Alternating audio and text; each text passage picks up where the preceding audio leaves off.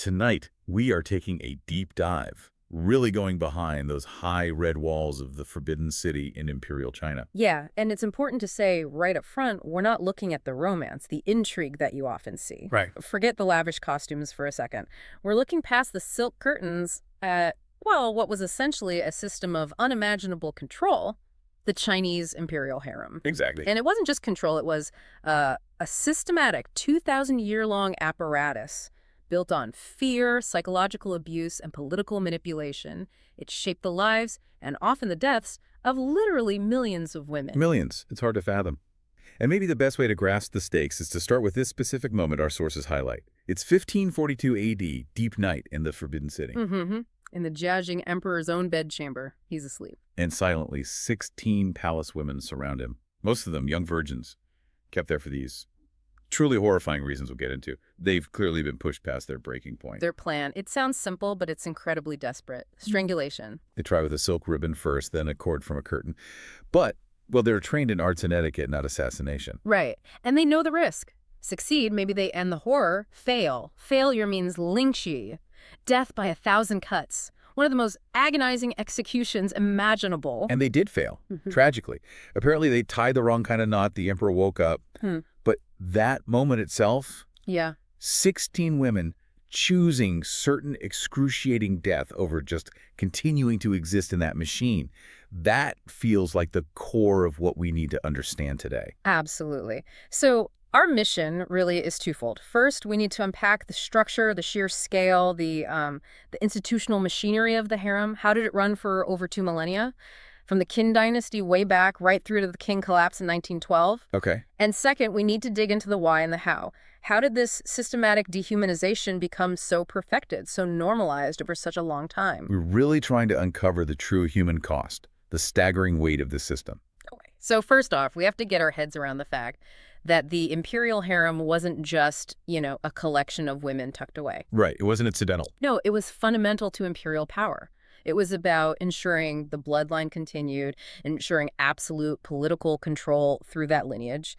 And its longevity is just mind-boggling, over 2,000 years.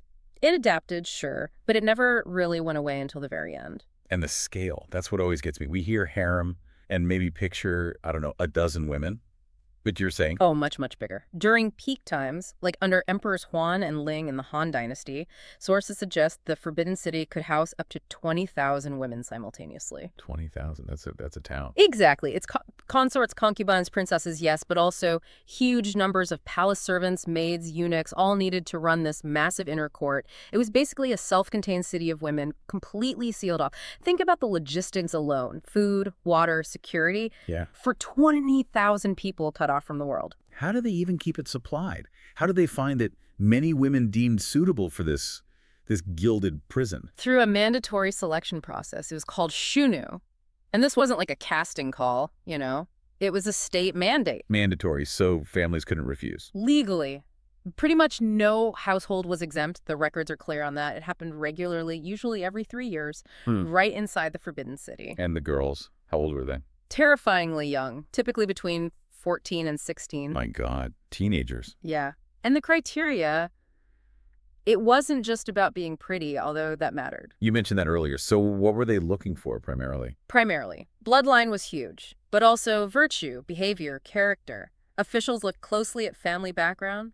They often preferred girls from, say, middle-ranking families without major political clout. Why? Less potential trouble. Exactly. They wanted compliant future mothers for imperial heirs, not women who might bring powerful, interfering families into the mix. Beauty was secondary to perceived virtue and pliability. And once selected, what happened to them? To their old lives? Gone. Wiped clean. Our sources use phrases like they disappeared into the palace forever. No going home, no letters usually, no seeing family again. Their fate was sealed. They belonged to the palace, to the emperor, even if they never met him. And the place itself, the Forbidden City. You mentioned it was designed for containment. Absolutely. Tourists see the grandeur, the golden roofs, the vast courtyards, but the architects designed it for control. Massive walls, interlocking courtyards, specific gates. It was all about keeping the women segregated in the inner court, the northern section. Could they physically leave? Physically possible, maybe sneak out, but the institutional rules made it unthinkable. Getting caught meant severe punishment, likely death, or at least a massive scandal for anyone involved. The architecture reinforced the rules. And inside those walls, it wasn't just physical containment, was it? There was this incredibly rigid social structure. Oh, completely. A lethal hierarchy. Everyone knew their exact place. At the very top, just one empress, the official wife, the symbolic mother of the world. And below her. A complex system of concubine ranks, often 9 grades, sometimes more depending on the dynasty. Imperial consorts, noble consorts, down to worthy ladies, beauties, talented women. The titles varied, but the stratification was absolute. And did that rank actually mean something tangible day to day? Or is it just titles? It meant everything. Your rank decided your living quarters, were they spacious or cramped. It decided your allowance for food, clothing, cosmetics. Crucially, it determined how many servants, eunuchs, and maids you were assigned. So a high-rank consort might live in relative luxury. Exactly. Fine silks, choice foods, dozens of attendants. But a low-ranking concubine, maybe a worthy lady, might share a small room, have barely enough food, and maybe only 1 or 2 maids. So the hierarchy wasn't just about prestige. It created actual material scarcity and desperation at the bottom. Precisely. Promotion meant better living conditions, better food, more comfort, more safety. Staying low-ranked meant oblivion. Maybe even, as we see in some periods, actual starvation if the court faced shortages. It sounds like the system was almost engineered to make them fight each other. It absolutely was. Status was the only currency that mattered. And status depended entirely on 2 things: catching the emperor's unpredictable attention, or, even better, giving birth to a male heir. Everything was geared towards competition for those limited resources and that fleeting imperial favor.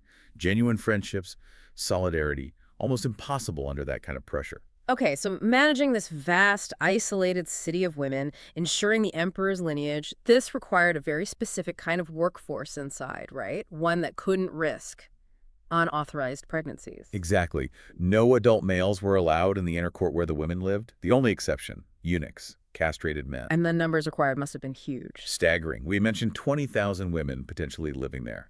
But supporting them, guarding them, managing the logistics.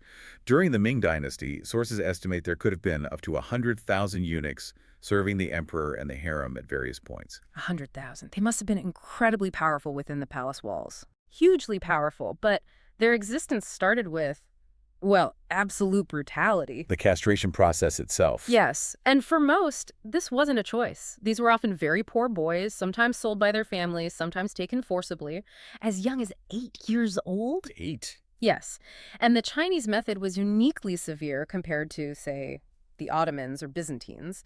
They removed everything, both the penis and the scrotum. Without anesthetic, I assume. Oh, absolutely not. Crude tools, immense pain, and then a terrifying waiting period. They had to survive about 3 days without being able to urinate properly, relying on a small tube, often just a piece of wheat straw, inserted to keep the urethra from closing as it healed. The survival rate must have been low. Horrifically low. Estimates hover around 60% survival, maybe even less. And the ones who survived, what was life like? Physically, lifelong incontinence was extremely common. The associated smell meant they were often social outcasts, despised by whole men outside the palace. Psychologically, they existed in this strange limbo. Immense power inside the Forbidden City, but ostracized outside. Their loyalty became absolutely tied to the imperial system because they had no other family ties, no biological lineage to promote. Their power came directly from their castration and their service to the throne. So the eunuchs controlled the male aspect. What about controlling the women's bodies directly, beyond just confinement? That starts long before they even enter the palace, for many upper-class women, through foot binding. Yes. We often hear about it as a beauty standard, the tiny lotus feet. And it was presented that way, but in the context of the harem and society generally, it was a profound tool of control. A woman with bound feet couldn't run. She couldn't easily walk long distances. She certainly couldn't physically fight back effectively. It made them helpless. Deliberately engineered helplessness. It started incredibly young, sometimes age 4 or 5, before the foot's arch fully formed. And the process itself, it sounds barbaric. It was. They would break the bones of the arch and toes, fold the toes under the sole of the foot, then bind it incredibly tightly with long strips of cloth, forcing it into that tiny desired 3-inch shape. Breaking bones. And worse. The binding was so tight it cut off circulation. The flesh, especially the toes, would often start to rot, decay, sometimes even fall off. That's horrifying. And one of the most disturbing details from accounts is that the smell of the rotting flesh was sometimes seen as a good sign. It meant the binding was working, the bones were being permanently reshaped by the decay. It ensured these women were utterly dependent, often needing to be carried, even into the emperor's chambers. So physical control through architecture, through eunuchs, through foot binding. What about intimacy? Was even that controlled? Completely bureaucratized. Concubines lived under constant watch by eunuchs. If the emperor decided to visit one, it wasn't spontaneous. No. No, she'd have to bathe, be examined by a court doctor, make sure she's healthy, not menstruating, potentially fertile. It was all highly regimented. And I read somewhere that these encounters were actually recorded. Meticulously. There were specific secretaries, often eunuchs, whose entire job was to document the emperor's sex life. They used special brushes dipped in imperial vermilion ink. What do they record? Who he visited, when, for how long. Every detail. The emperor's private life was, in essence, a state record, albeit a highly secret one. Why? What was the purpose of tracking it so closely? It sounds strange to us, but it tied into deep-seated cosmological beliefs. By the 10th century or so, they were using complex calendars to regulate the schedule. Regulate his sex life with a calendar. Yes. The belief was that the emperor's intimate life directly impacted the balance of the cosmos and the empire. Too much favor to one woman, neglecting others, any kind of disorder in the bedchamber. It was thought this could lead to actual chaos in the realm, floods, famine, rebellion. Wow. So the secretary with the vermilion brush wasn't just recording gossip, he was maintaining cosmic harmony. In their worldview, yes, the stakes were that high. It adds another layer of pressure onto the women involved. But maybe the most crushing control mechanism wasn't physical, but psychological. The sheer invisibility. Let's go back to those numbers. Right. Think about it. An emperor might reign for decades. He might have, say, 9,000 women listed as concubines over his lifetime, which sounds extreme but wasn't unheard of. Okay. Even if he saw a different woman every single night, it would take him almost 25 years just to meet each one once. So the reality was, most of them never met him. Never. Thousands of women entered the palace as teenagers, lived their entire lives there, grew old, and died within those walls, waiting for a summons from their emperor, their captor, that never arrived. Imagine the psychological toll. Just waiting. Decades of waiting. What did they even do all day? Their days were structured but constrained, practicing arts like calligraphy, painting, music, applying makeup, elaborate hairstyling, socializing. But even that was fraud. Because of the hierarchy and competition? Exactly. The system actively discouraged genuine bonds. Every other woman was potentially a rival for that sliver of imperial attention, for resources, for status. Friendships were dangerous, easily betrayed. It bred paranoia and isolation, even in a crowd. And their identities. They were given new palace names, right? Their value boiled down to producing an heir, pretty much. Their past life was erased. Their entire worth became tied to their reproductive potential, specifically for male heirs. If they became pregnant, the scrutiny was intense. They weren't really seen as people, but as vessels. It was the perfection of psychological control. Stripping identity, enforcing isolation, and constant, terrifying competition. So if that was the general system, the machinery, what happens when someone truly monstrous gets control of the levers? That brings us back to the Ming Dynasty and the Jiajing Emperor. All right, the emperor from the assassination attempt we started with, he had this obsession, didn't he, with immortality? A consuming obsession. By the mid-1500s, he'd basically checked out of governing. He was pouring all his energy, all the state's resources sometimes, into Taoist alchemy, trying to find the elixir of life. And this led to something uniquely horrifying, even within the context of the harem. Yes. His alchemists convinced him that the key ingredient for an effective elixir was something called red lead. And the purest form of red lead, they claimed, had to be made from the menstrual blood of virgins. Wait, menstrual blood? Yes, and this wasn't just a theory, it became an institutionalized practice, a horrifyingly mechanized harvesting of young girls. How did they do it? They kept specific groups of girls, mostly around 13 or 14 years old, in designated parts of the palace solely for this purpose. To ensure the purity of the blood, they were kept on a starvation diet. Starvation. Fed only tiny amounts of mulberry leaves and rainwater. The idea was to keep their bodies pure, but the effect was also to keep them weak, malnourished, sick, compliant. Sources explicitly say they were treated like livestock being milked. Eunuchs and court physicians monitored their menstrual cycles with chilling precision, collecting the blood each month. And if they didn't produce enough? Yeah. Or their cycles were irregular. There are accounts suggesting severe beatings, whippings, other punishments. They were seen purely as biological resources for the emperor's delusion. And it got worse, didn't it? He lowered the age. He did. As his obsession grew, maybe the potency wasn't enough. In 1552, he brought in 208 new girls. Then again in 1555, another 150. And many of these were much younger. Sources say under the age of 8. 8 years old. Children who hadn't even reached puberty. Exactly. Imprisoned in the Forbidden City, not to be concubines, but just waiting for puberty to start so their bodies could be harvested. It's just profoundly disturbing. A state-sponsored crime against childhood. And while this was happening, Jiajing himself, he wasn't even ruling. Barely. Especially after that assassination attempt, the Renyan plot. He basically retreated entirely into the western part of the Forbidden City. For 2 decades, he stopped holding formal court audiences. 2 decades, while the empire faced famines, border threats, corruption. Yes. His priority was his elixir. Consuming the blood of children was more important to him than governing. That level of imperial detachment, that vacuum of power, it created the conditions for extreme cruelty and maybe also desperation. Which brings us back full circle to those 16 women in 1542, the Renyan plot conspirators. Their motive becomes crystal clear now. It was the blood harvesting. It seems to be the primary driver mentioned in the accounts. They were living under this specific, daily, grotesque abuse. Planning the attack must have required incredible secrecy, coded language, maybe just gestures. Remember, these women were trained for silence, for submission. And on that night, the emperor was with a favored consort, Consort Duan. Right, Lady Cao. She left the chamber with her attendants, and that gave the conspirators their window. Untrained, terrified, but utterly desperate. We know they failed because they tied the wrong knot, a clothing knot, not a slip knot. But the attempt itself, knowing the price of failure, was Lingxi. It speaks volumes. They chose that known, agonizing end over continuing to exist as, quote, blood-producing machinery for a madman's delusions. That phrase comes from later commentary, but it captures the essence. The retribution.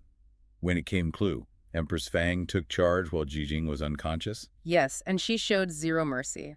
All 16 women were sentenced to slow slicing. Lingxi. Can you describe what that actually entailed? It was designed for maximum suffering and public terror. Highly skilled executioners would make hundreds, sometimes thousands of small incisions, removing strips of flesh over hours, even days.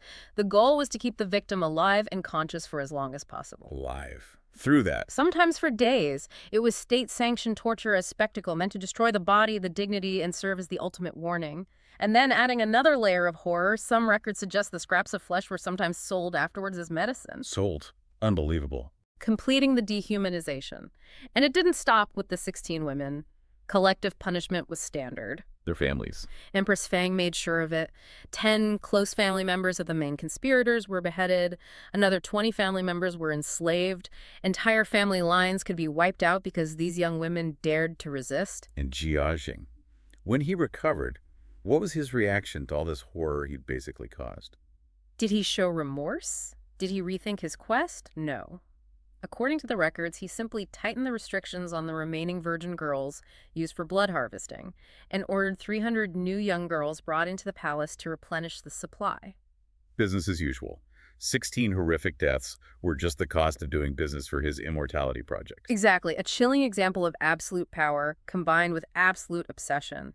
One of the most insidious things about a system like the harem is how it teaches its victims to survive by mastering its cruelty, how it can turn victims into perpetrators. Which brings us to maybe the most famous woman associated with the late imperial era, Empress Dowager Cixi. Right. From the final dynasty, the king. She didn't start at the top. Cixi, originally known as Lan, or Orchid, entered the Forbidden City as a very low-ranking concubine.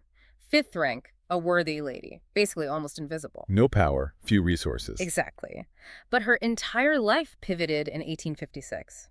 She gave birth to the Xianfeng Emperor's only surviving son, Zejun, who would become the Tongzi Emperor. The heir. That changed everything. Everything. It instantly elevated her status to imperial consort, Yi, 4th rank. Suddenly, she was a serious player, and she was ambitious. When the Xianfeng Emperor died in 1861, she didn't hesitate. The coup. Yes. Along with the senior consort Zen, a different Zen from the later story, Cixi launched a swift, ruthless coup against the 8 regents the emperor had appointed to guide her young son. How ruthless. They executed 3 of the main regents, imprisoned the others, and seized power themselves, ruling as co-regents for the boy emperor. It was a brilliant, decisive political move. But here's the tragic twist, isn't it? She gains this immense power, having come from the bottom ranks herself. And does she use it to reform the system? To ease the suffering she must have witnessed, even experienced? No. She doubles down. She masters the existing tools, the surveillance, the fear, the manipulation, and uses them to consolidate her own power. She becomes the ultimate insider, ruling China from behind the throne for nearly half a century, 47 years. And her cruelty wasn't just political maneuvering. It could be deeply personal, couldn't it? Especially towards women she saw as rivals. Absolutely. Look at her relationship with her own son, the Tongzi Emperor, and his wife, Empress Aleut. When Tongzi married Aleut, Cixi reportedly became intensely jealous. She saw the young empress as a potential rival for her son's loyalty and therefore a threat to her own influence. So what did she do? Standard harem tactics, amplified. She used her network of loyal eunuchs to spy on the young couple constantly, creating friction, spreading rumors. The palace atmosphere was thick with her paranoia. And then Empress Aleut became pregnant. That was the point of no return for Cixi, it seems. Palace rumors, which are hard to substantiate definitively but were widespread, alleged that Cixi ordered the newborn infant killed. An heir born to Tongji and Aleut would eventually sideline Cixi completely. Killed her own grandchild, Huh? allegedly. And the suspicion didn't stop there. Tongji himself died young, officially from smallpox, but poisoning by Cixi was always whispered about. And shortly after his death, Empress Aleut committed suicide, reportedly by swallowing opium. Again, rumors flew that Cixi had either forced her hand or created an atmosphere where suicide seemed the only escape. Whether true or not, the pattern fits. Cixi had learned the brutal harem lesson: eliminate all potential rivals. It's a grim picture of survival turning into predation. But within that same late king court, under Cixi's shadow, there was another figure, right? A different kind of consort Zen. Yes, a truly tragic figure. This consort Zen was one of the consorts of the Guangzhou Emperor, Cixi's nephew, whom Cixi placed on the throne after Tongxi's death. Zen entered the palace very young, around 13. And she was. Okay. Very different from the norm. Descriptions paint her as bubbly, curious, intelligent, and fascinated by the world outside the Forbidden City walls. She loved photography and new technology, then she was interested in foreign languages, Western ideas.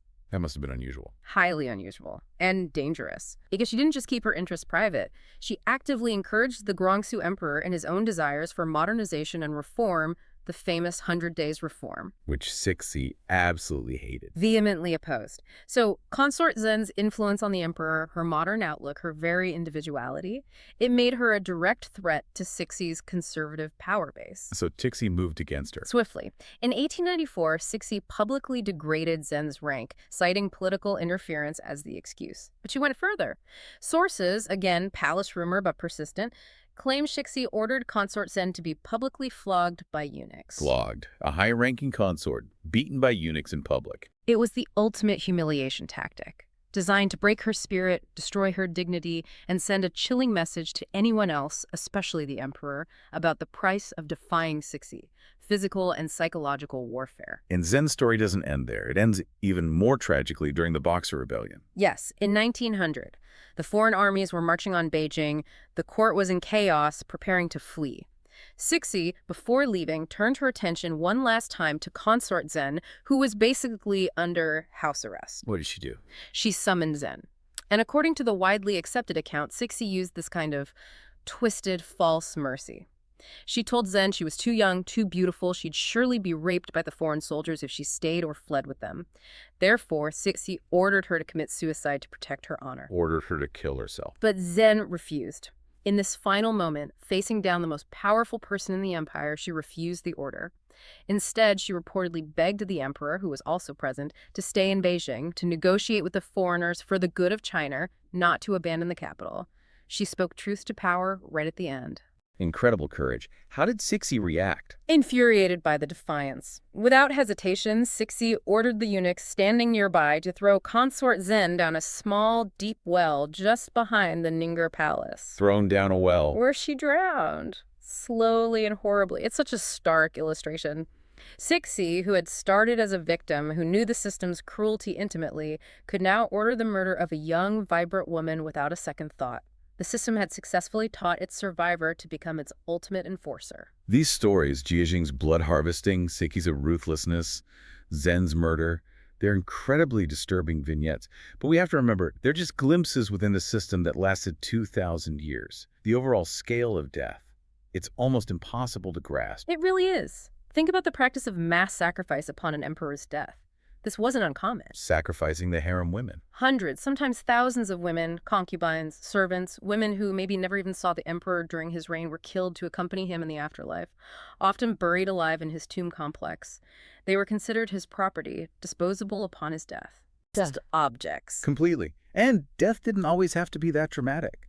Simple neglects could be just as lethal. You mentioned Emperor Zhengde earlier. Right, early 1500s. He was notorious for collecting women. He just kept bringing more and more into the palace, far beyond any practical need or even capacity. Court records actually state, quite matter-of-factly, that many starved to death as there was not enough food to feed them or room to house them. He collected so many women, they literally starved because the palace couldn't feed them. And he just let it happen. It seems so. It shows the ultimate objectification. They weren't even worth the basic resources to keep alive once acquired. So, faced with this constant threat, execution, sacrifice, starvation, psychological torment, how did women even survive psychologically? Did they find ways to resist subtly? They had to develop coping mechanisms. Since the system tried to erase their past identity, giving them new names, reducing them to rank and function phone, small acts of cultural preservation became vital forms of resistance. Like what? Maybe secretly speaking in their native regional dialects with others from the same area, singing traditional folk songs from home, quietly, sharing family recipes if they had access to kitchens.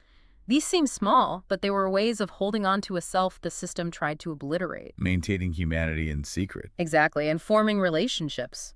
Despite the intense competition, carefully chosen, guarded friendships were essential for psychological survival. Sharing information, offering support, it was risky but necessary against the engineered isolation. But the damage must have been immense regardless. The constant fear, the competition, being valued only as a vessel. The psychological toll was undoubtedly profound. Chronic anxiety, depression, paranoia must have been rampant. Stripped of family, identity, autonomy, living in that high-stakes, low-control environment. It's hard to imagine the long-term impact on those who endured it for decades. Which brings us to something really important. How this horrific reality gets remembered, or rather, misremembered today. The romantic lie, as you called it. Yeah, this is crucial. If you look at popular culture across East Asia today, China, Korea, Japan, historical drama set in imperial palaces are incredibly popular. Like huge productions, beautiful costumes, intricate sets. Exactly. And what do they usually focus on? The lavish lifestyle, yes. But mostly the narrative is about clever, beautiful concubines scheming against each other, vying for the emperor's love and favor, maybe rising to power. It's all intrigue and romance and glamour. Like a high-stakes soap opera. Pretty much. And that portrayal, while maybe entertaining, is fundamentally a lie. It sanitizes the reality. It erases the foot binding that crippled women. It erases the blood harvesting. It erases the mass sacrifices, the starvation, the constant threat of execution, the deep psychological abuse endured by the vast majority of these women. It focuses on the tiny number who won the game, like Cixi, and ignores the millions who suffered and died anonymously. Precisely. It romanticizes a system built on brutality. And that normalization of horror, that acceptance of violence against women, of these ruthless competitive hierarchies, it didn't just stay within the palace walls. It seeped into the broader culture for centuries. How so? When the very pinnacle of society operated like this, it sent a message. It normalized the idea that extreme measures were acceptable in the pursuit of power, that women's lives were secondary, that certain forms of cruelty were just expected. Even after the Qing dynasty fell in 1912, accounts describe some of the surviving former concubines still locked into those old patterns, judging each other, competing based on perceived rank and favor. The conditioning ran incredibly deep.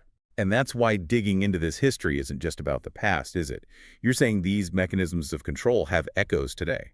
Absolutely. The core tactics isolating people, especially women, to prevent solidarity, creating intensely competitive structures where people police each other, normalizing certain kinds of systemic abuse, ensuring unaccountable power at the top. These aren't unique to the Chinese Imperial Harem. Where else do we see them? Well, think about modern exploitative systems. Human trafficking networks rely heavily on isolation, fear, and control. Certain high-pressure corporate cultures can foster toxic competition, particularly among women, hindering collective progress. The architecture changes, the context changes, but the fundamental patterns of controlling and dehumanizing people sadly persist. The Forbidden City offers a chillingly effective historical blueprint. So looking back at the whole system, what was the darkest secret? Was it one specific cruelty? I'd argue the darkest secret wasn't any single act, horrific as they were.